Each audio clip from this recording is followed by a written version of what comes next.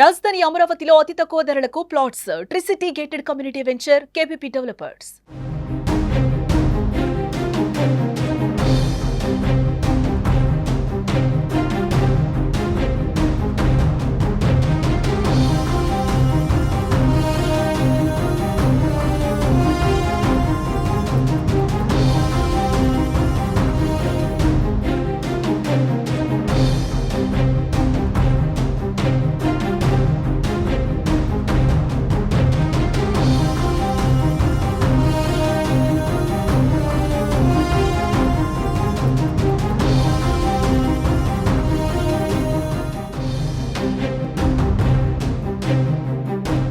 తమిళనాడులో ఘోరం జరిగింది.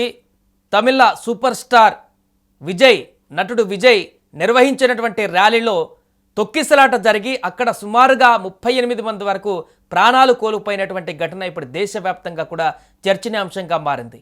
ఒక పొలిటికల్ సభలో లేకుంటే ర్యాలీలో, కార్నర్ మీటింగ్లో ఇంత భారీ స్థాయిలో మరణాలు సంభవించడం అనేది ఇదే మొదటిసారిగా తెలుస్తుంది తమిళ రాజకీయ చరిత్రలోనే. దేశవ్యాప్తంగా కూడా ఇలాంటి పొలిటికల్ ఈవెంట్లలో జరిగినటువంటి అతిపెద్ద తొక్కిసలాటలో జరిగిన మరణాలుగా కనబడుతున్నాయి.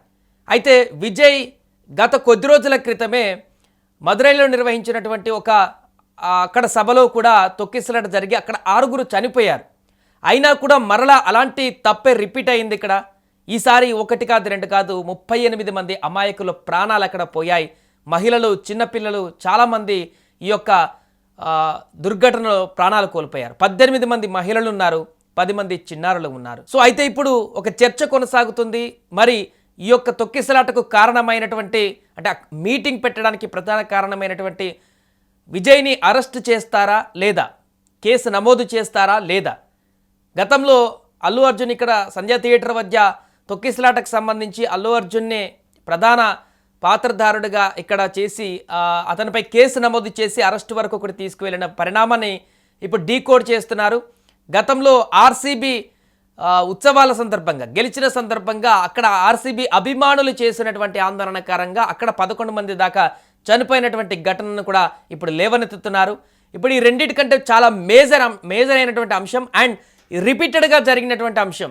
ఒకసారి ఆల్రెడీ కొద్ది రోజుల క్రితమే జరిగింది విజయ్ సభలోనే తొక్కిసలాట, అక్కడ 6 చనిపోయారు. అయినా మరలా విజయ్ సభలోనే ఇలాంటి తొక్కిసలాట జరిగి ఇంతమంది చనిపోయారంటే దానికి కారణం ఎవరు అనే దానిపైన ఇప్పుడు ఇన్వెస్టిగేషన్ చేస్తున్నటువంటి పరిస్థితి. ఇంకా ఇప్పుడు చాలామంది సీరియస్గా ఉన్నారు. 50 మంది వరకు కూడా తీవ్ర హాస్పిటల్లో సివియర్ సిచ్యువేషన్లో ఉన్నట్టుగా కనపడుతుంది. వారందరినీ కూడా ట్రీట్మెంట్ చేస్తున్నారు. ఈ ఘటనకు సంబంధించి ముఖ్యమంత్రి స్టాలిన్ కూడా స్పందించడం జరిగింది. విచారణ కొనసాగించడం కోసం జ్యుడిషియల్ కస్టడీని కూడా ఏర్పాటు చేస్తున్నామంటూ కూడా ఆయన వెల్లడించడం జరిగింది.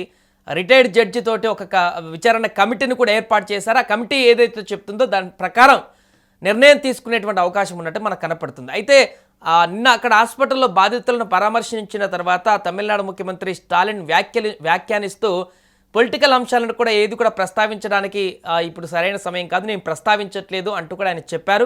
విచారణకు జ్యుడిషియల్ కస్టడీని ఏర్పాటు చేశాం, అది ముందుకు తీసుకువెళ్ళిన తర్వాత కస్టడీలో ఇచ్చినటువంటి, అంటే ఈ యొక్క కమిటీ ఇచ్చినటువంటి నివేదిక ప్రకారం కూడా ముందుకు వెళ్తామని కూడా చెప్పారు. అటు కేంద్ర ప్రభుత్వం కూడా ఇప్పుడు దీనిపైన స్పందించడం జరిగింది. ఏదేమైనా కూడా ఇప్పుడు పూర్తిగా ఈ యొక్క అంశము రాజకీయ పరమైనటువంటి చర్చకు దారితీసింది. అభిమానులు ఊహించినటువంటి రీతిలో అక్కడ భారీ సంఖ్యలో తరలి వచ్చారు. విజయ్ వేదికపై ప్రసంగిస్తున్నటువంటి సమయంలోనే జనాన్ని నియంత్రించడం పోలీసులకు పెను కష్టంగా మారింది. విపరీతమైనటువంటి జనం, తీవ్రమైన ఉక్కపోత కారణంగా చాలామంది ఊపిరాడక సొమ్మసిల్లి పడిపోయారు. పరిస్థితిని గమనించినటువంటి విజయ్ తన ప్రసంగాన్ని ఆపేసి కొందరికి స్వయంగా మంచినీళ్ళ బాటిలను కూడా అందించే ప్రయత్నం చేశారు. కానీ అప్పటికే పూర్తిగా కంట్రోల్ తప్పిపోయింది. ఒక అంబులెన్స్ పక్క నుంచి వెళ్ళిపోతున్నటువంటి తరుణంలో కూడా విజయ్ ప్రసంగాన్ని కొనసాగించారు. అదేవిధంగా అక్కడ అంబులెన్స్ వెళ్ళడానికి కూడా చాలా కష్టంగా మారింది. అభిమానులు సైడ్ ఇవ్వలేదు అంటూ కొంచెం సోషల్ మీడియాలో ఇంకొన్ని రకాల వీడియోలు కూడా వస్తున్నాయి విజయ్కి నెగిటివ్గా. సో అయితే ఇక కొద్దిసేపటి పరిస్థితి విషమించిన తర్వాత పెను తొక్కిసలాటకు దారితీసింది. సమాచారం అందుకున్నటువంటి సహాయక బృందాలు, అంబులెన్సులు అక్కడికి చేరుకున్నాయి. జనసందోహం మధ్య నుంచి అతి కష్టం మీద క్షతగాత్రులను ఆసుపత్రులకు తరలించారు. ఈ ఘటనపైన సీఎం ఎంకే స్టాలిన్ తీవ్ర దిగ్భ్రాంతి వ్యక్తం చేశారు. కరూరుకి చేరుకొని హాస్పిటల్లో చికిత్స పొందుతున్నటువంటి బాధితులను పరామర్శించి ఎలా జరిగిందో కనుక్కునేటువంటి ప్రయత్నం చేశారు. అండ్ రాజకీయ విమర్శలు చేసే సమయం కాదంటూ కూడా ఆయన వ్యాఖ్యానించారు. బాధితులకు మెరుగైన వైద్యం అందించడమే తమ ప్రథమ కర్తవ్యం అంటూ కూడా వెల్లడించడం జరిగింది. ఏదేమైనా కూడా కమిటీ ఇచ్చినటువంటి నివేదిక ఆధారంగా విజయ్ పైన ఎలాంటి యాక్షన్ తీసుకుంటారు, విజయ్ పైన కేసు నమోదు చేస్తారా, దాంట్లో ఆయన పేరుని ఇంక్లూడ్ చేస్తారా? ఇప్పటికే ఆ జిల్లా కార్యదర్శి పాత్ర పైన కేసు నమోదు చేసినట్టుగా వార్తలు వస్తున్నాయి. బట్ విజయ్ పైన కేసు నమోదు చేస్తారా, అతన్ని అరెస్ట్ చేస్తారా లేదా అనేటువంటి అంశం అయితే చర్చనీయాంశంగా మారింది.